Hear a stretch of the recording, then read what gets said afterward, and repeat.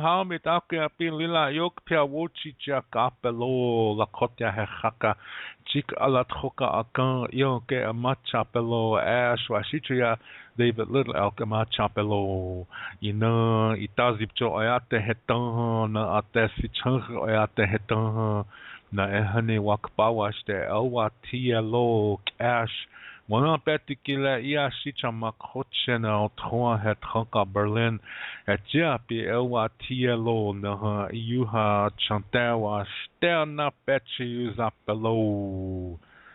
Welcome everyone, I greet you all as relations. And I said that in the Lakota way, I am called Little Elk running over the enemy. But in the English language, I am called David Little Elk. My mother is from the Cheyenne River Sioux Reservation. My father is from the Rosebud Sioux Reservation. And I grew up on the Cheyenne River Res. And currently, I'm living in the big, wonderful city of Berlin, Germany. Iashichamakoche, that's Germany. And I also said that I shake all your hands from my heart. Now, Iashichamakoche, that, like I said, that's the name for Germany. Last week, I taught a lady from Hamburg. I taught her all week. It was an intensive course. And I had to do it in German because she can't speak English. Yeah, that was a challenge, but I did it. I'm really proud of myself for that. And she was really surprised that Lakota language has the word for Germany. And I said, yeah, this is. I explained to her what that is.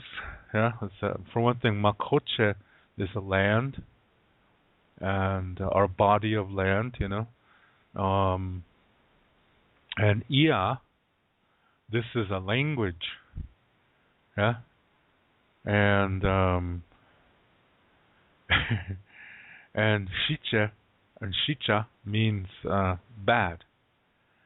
And so she said, well, how come it's called that? And so I said that when the German immigrants first came to America, to the Lakota area, Lakota people heard them talking, and they thought, gee, their language is just bad sounding. So she really had to laugh. She had a really good laugh, yeah, 'cause it's true, yeah. So that's the Lakota word for Germany, yeah, the land of the bad-sounding language.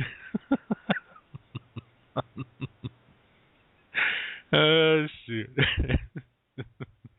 This is funny. But, lots of things in Lakota culture have humor. Humor is an incredibly important part of our culture and spirituality. There are ceremonies which involve sacred. How can I say this?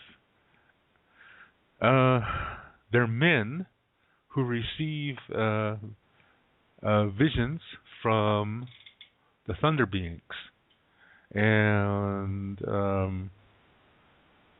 they're called, by the thunder beings to be something called Heoka. A Heoka is a man that does everything in reverse. Also, he speaks the opposite of what he really means.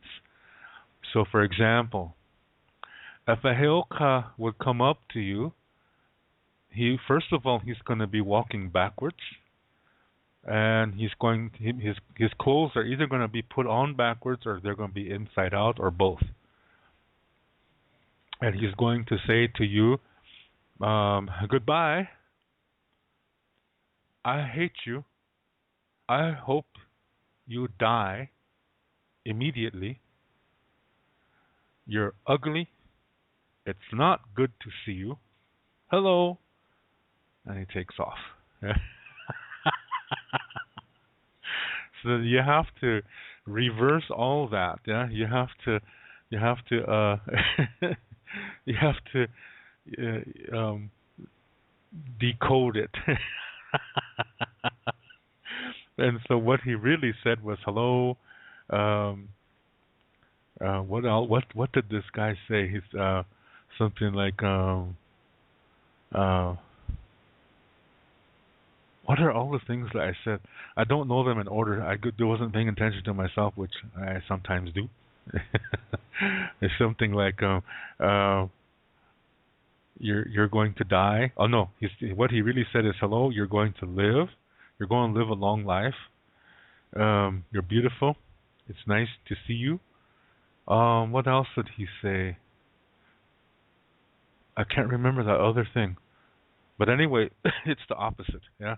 And then he says, "See you later," and that's what he means. Everything is backwards, and it's in opposites. So you have to remember that if should one and should you encounter one. Yeah.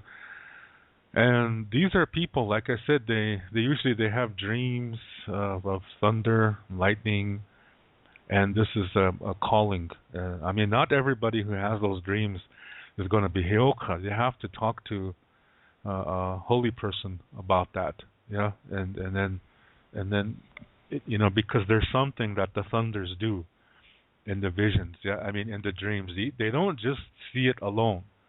There's something else happens, and I can't tell you that. That's sacred information. That this is not for a public forum, but there is another thing that these thunders do, and this is the protocol. And if that happens, then the chance is extremely high that you're supposed to be heoka for at least 1 year. So this is you might be asking, how is that associated with the thunder? Okay, well, in Lakota star knowledge, the thunder being is called Wakia. Wakia has both genders. It's both a man and a woman. When Wakia expresses itself in its female form, it's a thunder being. It flies over the earth, cleansing the earth so that that things will grow. In wherever there's contention, she comes to cleanse the area. She's all about cleansing, yeah, to purify. This is her power. Okay, that's in the female form. When Wakia is in the male form, it's like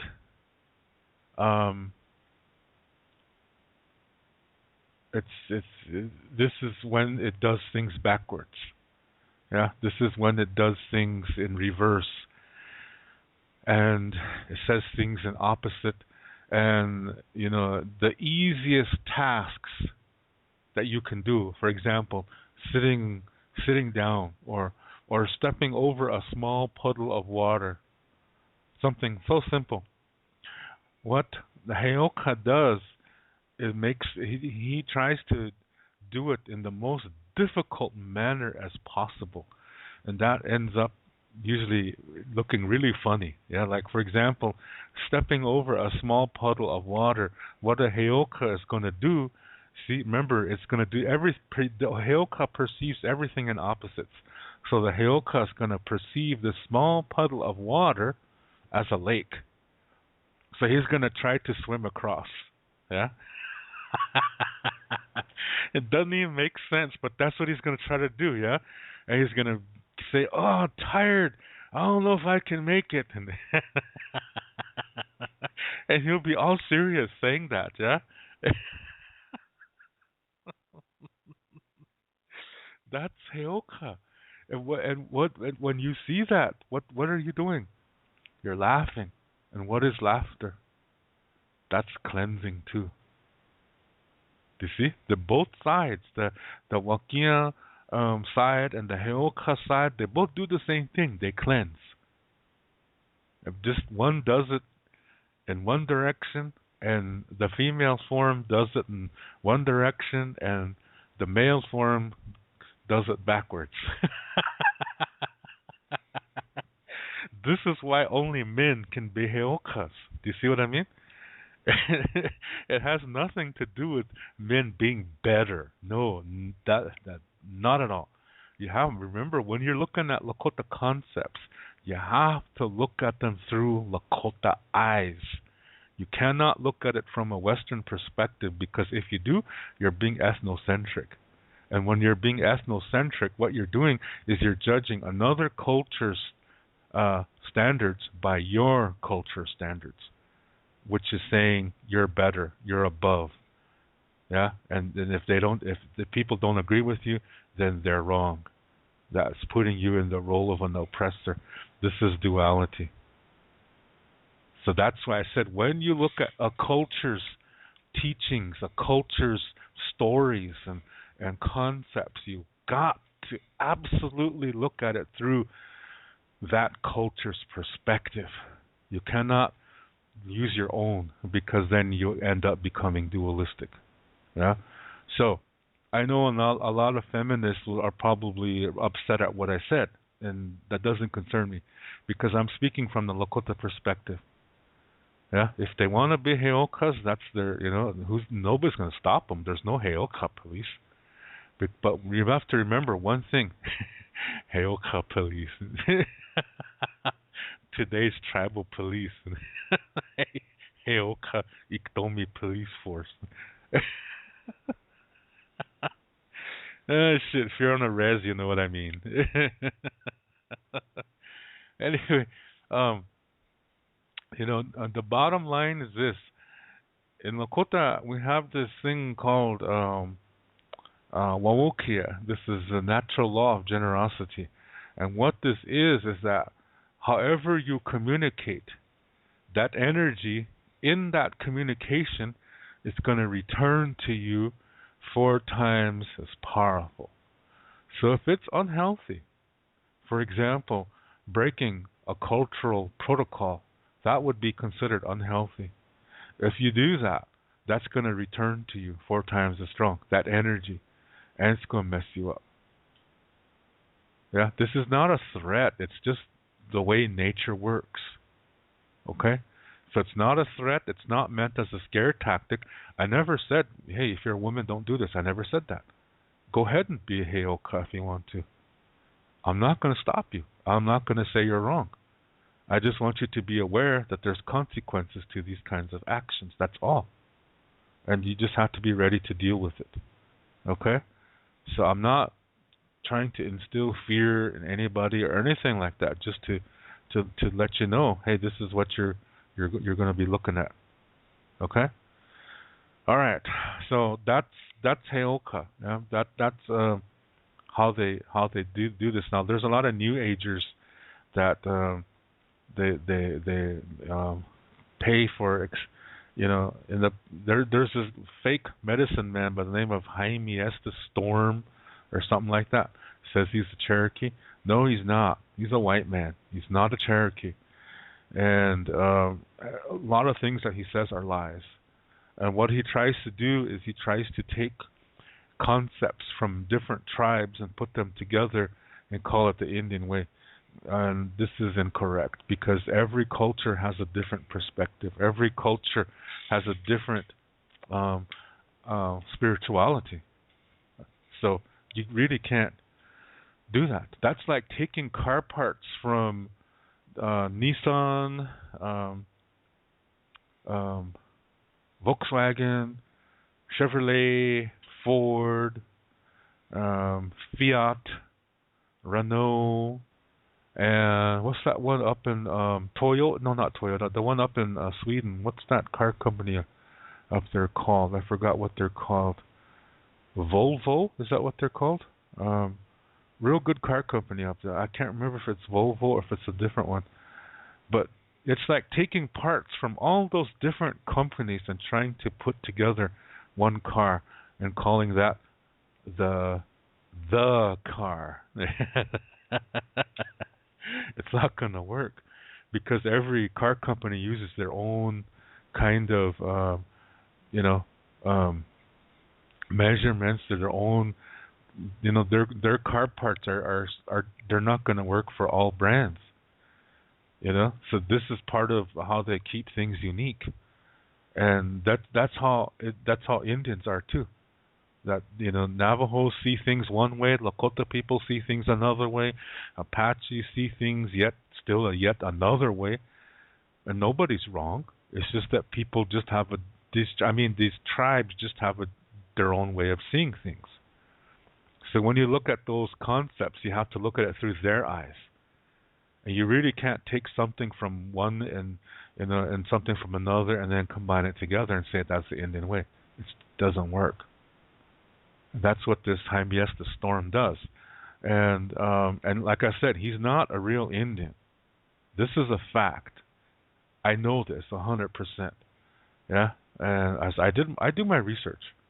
And another thing is, I used to be a librarian, library services director for Tribal University, and in developing my Native American book section, I got everything, in my collection. I wanted people to know what's good and what's not good, and to check it out for themselves. And so through interviewing and meeting other tribal librarians from Pine Ridge and Rosebud and Sistine and just from all over America, I found out that this Jaime Estes Storm is a fake, and he's not a real Indian. Yeah, but the New Agers worship this guy because he tells them what they want to hear. Yeah, and one of the things that he does is he has this thing, and they call it Hayoka. It's a perversion of the Heyoka thing, yeah. And so I kind of want to point that out because I know there's New Agers that listen to this show, and they are followers of Mr. Storm. I don't even know if he's still alive or not, but they follow this guy, And I'm not out to discredit him or disprove him because I already know, yeah. And it's up to you, Check things out. Take time to check things out. And I encourage you, go talk to people, go talk to knowledgeable people about these things, and you'll find out yourself. So anyway, I wanted to add that as a side note, to this, because I know some people might be saying that. I wonder if what David's talking about is really Hayoka. No, it's Heyoka. It's not Hayoka. It's Heyoka. Okay, excuse me. Now that we got that out of the way, so some Lakota ceremonies, where, like, say that ceremonies that have to do with grieving, ceremonies that have to do with mental illness. A lot of times there are several ceremonies involved in that, and in parts of those ceremonies, these Heyoka dancers come, and usually it's when somebody's coming out, like of a year of mourning, or maybe somebody is being treated for depression, or something like that. You see, we had mental illnesses before the white people came. A lot of people don't think so. But why did we have these ceremonies then? Yeah, we had these ceremonies to cure mental illness. What does that mean? That means we had it. Yeah? And we had these problems before the white people came. The white people did not bring us these problems. This is not a European thing. Yeah? This exists all over the world. So anyway, this what do you call it? These ceremonies, like I said, part of these ceremonies involve Heyoka dancers. And see, remember what I said? The way they do things, it makes you laugh. It's a ceremony where you laugh. Isn't that amazing? It's a ceremony where you laugh so you can start the healing process inside your body. Yeah? It's cleansing. So that's why I said humor is a really, really big part of our culture. So if you think you're spiritual and you're burning sage every day and saying aho at the end of every sentence and wearing all these turquoise rings and turquoise necklaces and beadwork and you're wearing your hair in braids and a long dress and a t-shirt with a wolf picture on it and crystals, all over the place and you don't laugh, you're really missing the boat here. Yeah? Because guess what? Part of the universe was created like from laughter. Yeah, that's a medicine. So this is very important. Yeah, it's very, very important to laugh. And so in our culture, we also have these things called in-law joking relationships, and this is where when you're with your brothers and sisters-in-law, you tease each other. Yeah, it really gets funny when you see this in action. It's really funny. I really like that. Yeah, in-law joking. I like to witness it, and when I was back in South Dakota, I was a part of it too. Yeah? It's fun. I really like that, and it's a good tradition, yeah, because it makes people laugh and people have a good time and it's medicinal. Yeah, that's so important. But that's just with brothers and sister-in-laws. Yeah, you can't. In the Lakota way, we're not supposed to talk to our parents-in-law because sometimes, um, you know, there's a danger, or I should say, there's a possibility where um, um, parents-in-laws may fall for or develop an attraction for their daughter or son-in-law, or vice versa. And so this is the reason why they're not supposed to talk to each other. So it's kind of it's interesting, yeah. But this is supposed to be also seen as a sign of respect. So normally, when when you're dealing with your parents-in-law, you have to go through a third person. But what if there's no third person? Then what do you do? I'll tell you a story that I told on this show many, many times, and I get new listeners all the time, so I'll tell it again. One time on the reservation, Cheyenne River, where I'm from, in somewhere in Red Scaffold area. This is on the west end of Cheyenne River Sioux Reservation. The west end is considered the traditional side. This is the side where people have Indian sounding names like Chasing Hawk, Iron Hawk, Elk Eagle, Marrowbone, and Red Bird, and Red Horse, and Red Buffalo, and White Wolf. Yes, the real Indian sounding names. These people are the brown people, yeah. And this is where the language is still spoken. And this is also where ceremonies still happen. This is why it's considered the traditional side. Okay? So a lot of times in the summer, they always have feasts. Like maybe somebody graduated from high school or university or something, so their family wants to honor them. So then they have a feast, and a lot of times they do it out in the country because there's scattered houses. Yeah, they're called scattered sites, and it's just houses scattered out in the country. So and usually people drive out there and at some relative's house and they have it out there, and then they there's they talk there's talks given and stuff like that, and then the honor song and a giveaway. The family gives away to everybody that's there because they're doing this in honor of their whoever they're honoring. Yeah. Then after that, they have a big feast.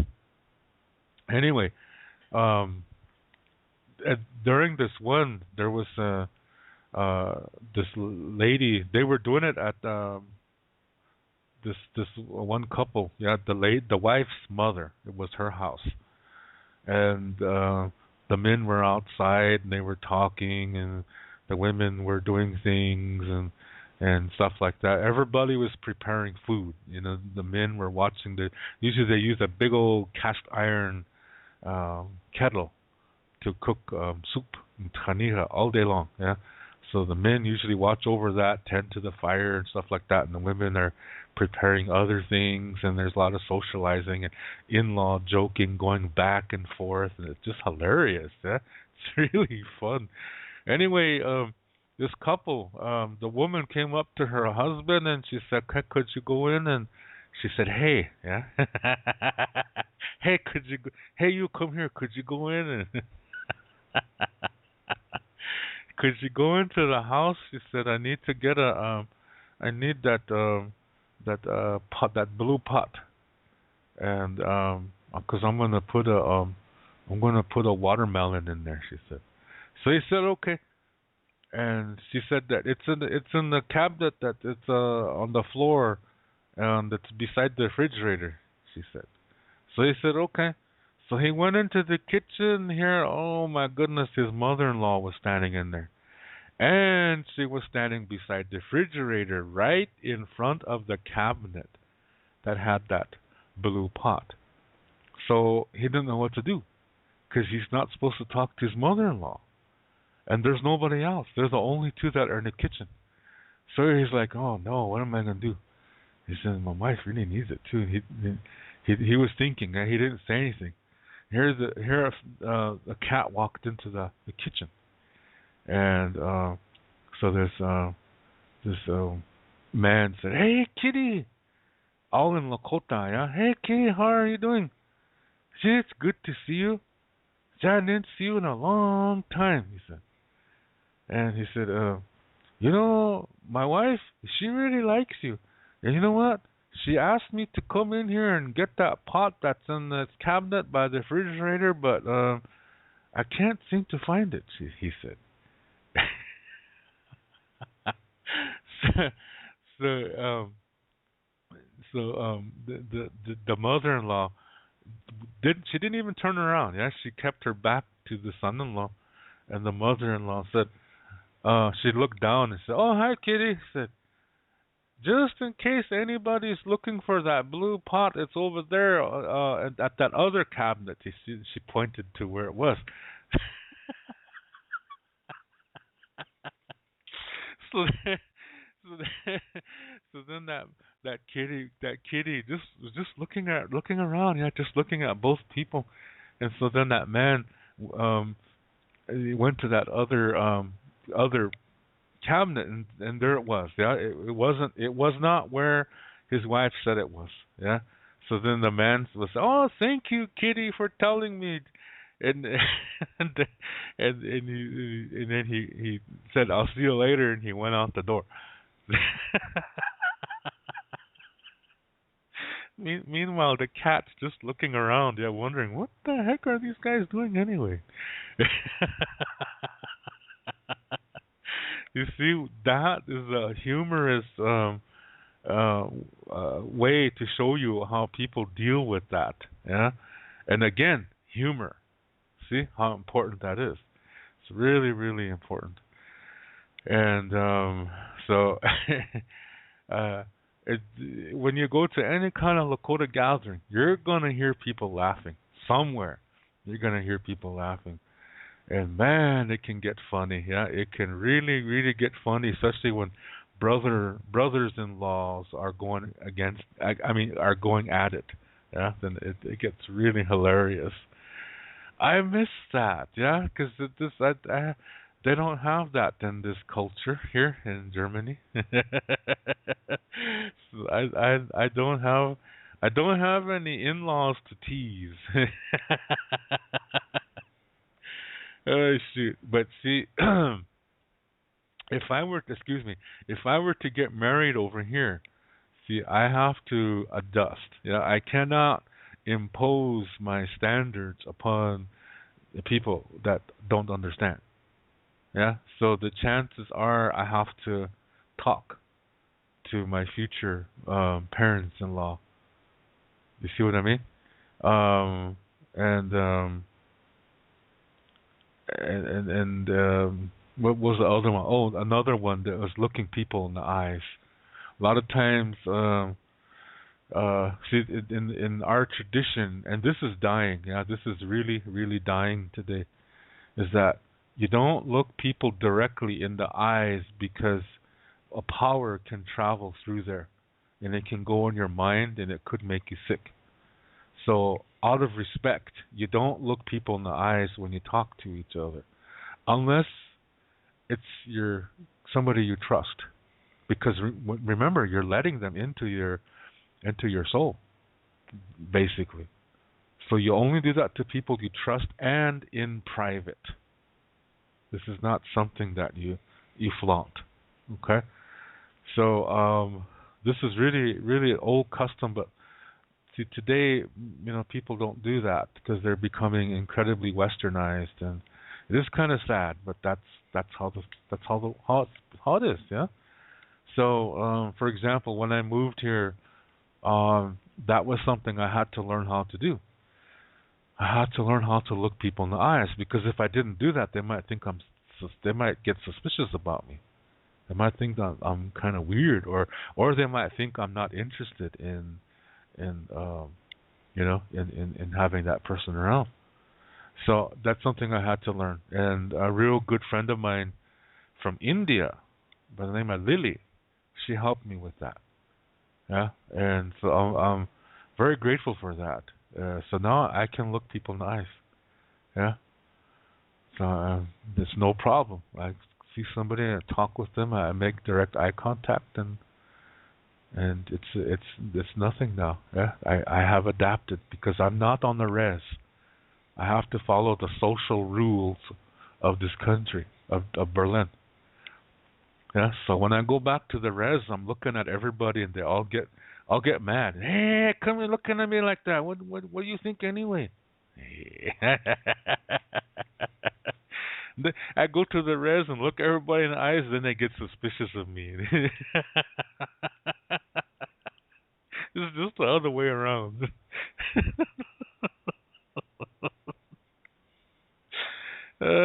Shoot, it's funny, but you see, that's important. Yeah, the humor is important. This is, when you tease yourself. What else? There's people who are really good at that. That tease themselves, and it's always nice to know, like for example, people who are just naturally funny. Yeah, I know on Cheyenne River, where I'm from, there's a family who's this way. It's so funny. I think every one of them is this way. Every person in this family is a natural comedian. It's just cool, yeah. And their mom and their dad, may they both rest in peace. I say this with all respect and all honor, but the parents of these children were the same way. The mom and the dad were just one hilarious couple. Yeah, they were really funny.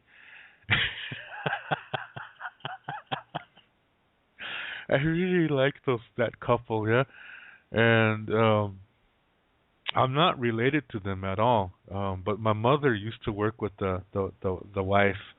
They were Head Start teachers. This is a preschool program. It's before kindergarten. Yeah, the ages 3 and 4. And my mother and this her name was Flora, and my mom told me to call her Auntie Flora. Yeah, because that was my mom, one of my mom's best friends. So I called her Auntie Flora, even though I wasn't related. Yes, and she wanted me to call her that too. Her kids, every one of them. I know every one of them, and every one of them is funnier than hell. Yeah.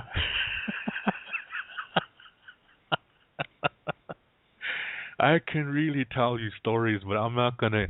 I'm not gonna, because I don't want to embarrass them, and they might. One of them might be listening, and I don't want to embarrass any of them at all. And I mean, I show nothing but respect to this family. Yeah, they're a really nice family, but like I said, they're really funny, and it's just okay. I'm gonna tell one. Yeah, I have to, and I won't say which one it is. Okay, but it's one of the daughters because it's kind of a big family, but it's one of the daughters, and this is when we were teenagers, so we were all about 15, 16 years old, 17 years old. And we were sitting on Main Street in Dupree, and Saturday night it was getting kind of lively, and there was going to be a dance in one of the bars. So it was getting kind of lively, and here, me and my my childhood best friend Leo, we were sitting on the car, just watching the drunks, yeah. and because it's funny, yeah. And here from behind, one of these, the girl I'm talking about, yeah, we didn't know she was there, yeah, and she was like, "Hey, you," at the end, yeah.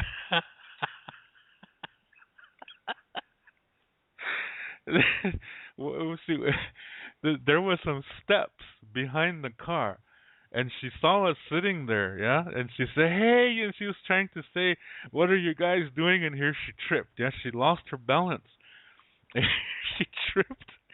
She rolled down the steps, and at the end, yeah, she went. And we turned around. Here she had her right arm in the air. She was sitting on the street, but she had her right arm in the air with the can of beer. Yeah, she fell all kinds of ways, but she didn't let that can of beer spill one drop. Yeah, that lady knows what's important.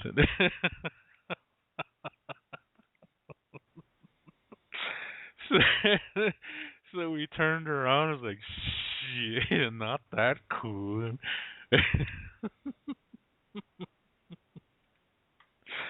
Oh man, some res girls can be just funny sometimes, yeah. Oh my.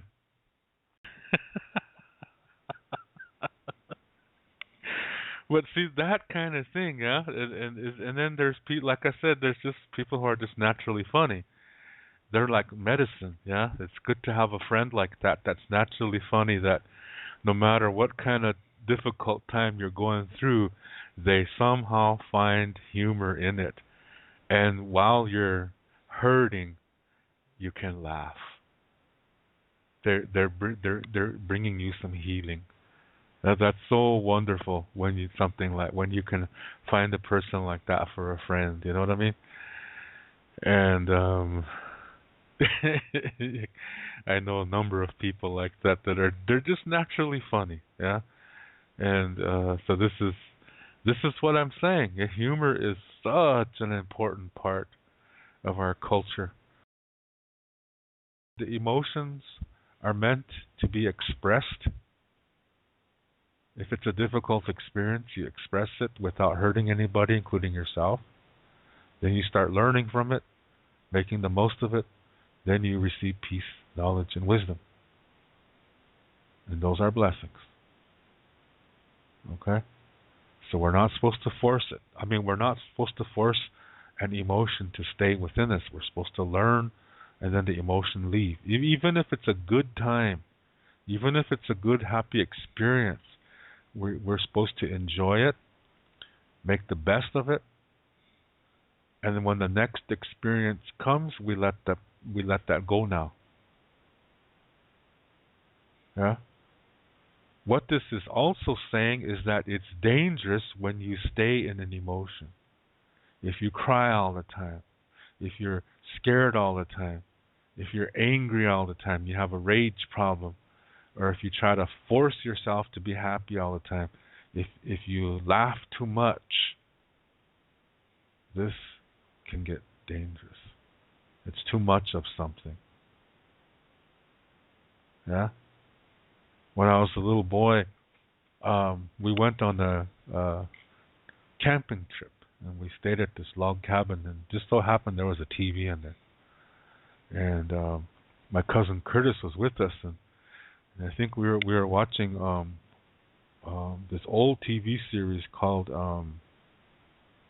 Hogan's Heroes, and there's a guy in there, German portraying a German soldier with a really funny, thick German accent, and my cousin Curtis, he could imitate him, and he just made me laugh and laugh and laugh and laugh. I couldn't stop laughing. It was so funny. Yeah, Curtis was a funny guy. And then my mom would say, "Okay, that's enough now." So we'd have to stop. Was she being rude? No, she wasn't. If you laugh too much, you could lose something. And something unhealthy could then enter you at that point. I should say, an unhealthy energy could come inside you at that point where you lose control for one split second. It's okay to laugh, but not too much. That's like too much sugar. Give you diabetes, then you die. You see what I mean? It's good to laugh. Be careful that you don't overdo it. That's the thing. Because laughing too much is like crying too much. It'll get you sick. So yes, laughter is very important in our culture. It's even in our ceremonies, as I explained earlier. Yeah.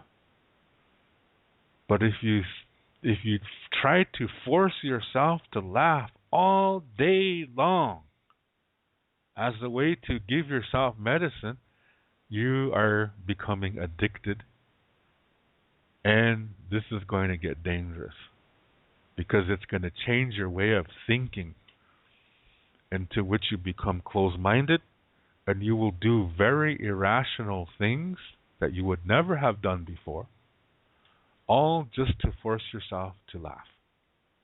You are becoming addicted, and this is going to make you sick in other areas of your life. This is a really old Lakota Star Knowledge teaching. Not too many people know this one, but it's important. But you should take some time to laugh, though, every day. I'm serious. Yeah?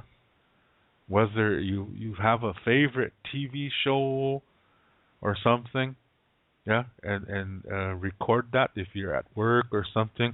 Find a way to record it, or get Netflix or something. Here in Germany, we just got Netflix. When was it? Yesterday or the day before? It's supposed to be limited though, so I don't know how good it is. I don't even know what it is. All I heard is that it's not as good as what America has. I have no clue what it is. I have an idea, but I'm not too sure. Anyway, seriously, yeah, you should really have a moment every day to laugh, just for a little while. Because you know what? The act of laughing, it does something to your body, it does something to your mind, and to your soul. It does something healthy. Yeah? This is a medicine. You can do this, maybe 2 5 minutes a day. Yeah, seriously. This is. I know it sounds funny, but that's the whole point. Yeah. So, really, yeah, I highly suggest that. Yeah, that take some time and every day, yeah, every single day, take a few minutes and think of something funny and just laugh like crazy for a little while, and then calm down and go back and do whatever needs to be done, and I will guarantee you're going to have a good day. Yeah, I will guarantee you that you're going to have a better day than what was about to happen. See, this is an energy, yeah. So if you do this, sometimes it's like some people have said this. They have said that your body cannot tell the difference between real laughter and fake laughter. It reacts the same way. Isn't that interesting?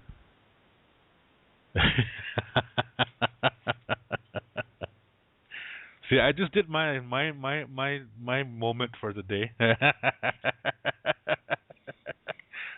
I did my 10 seconds.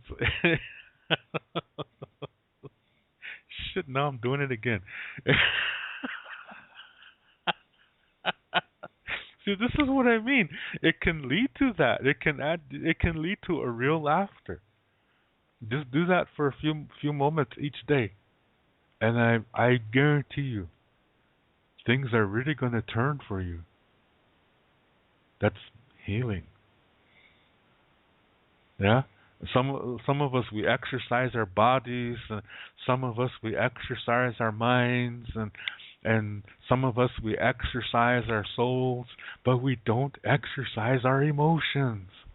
That's why the world is sick today, because we don't exercise our emotions. We're always saying body, mind, soul this, body, mind, soul that, and body, mind, soul the other, and until we're body-minded, souled in the face. We forget the emotions. And that's why we have problems. I mean, we're going to have problems, but we can lighten that load. We could lessen that load so that's not such a burden by exercising our emotions. And there's many things you can do. One of them is to laugh. Take some time each day. It doesn't have to be the same time, because you don't want that to happen. Yeah. Yeah, guy. Yeah, I have laughter exercise from 3 o'clock to 3:05. And then what if you take a trip and then you have to you have to use the toilet, yeah? So you're sitting in the airport. Oh shit, it's 3 o'clock. Okay.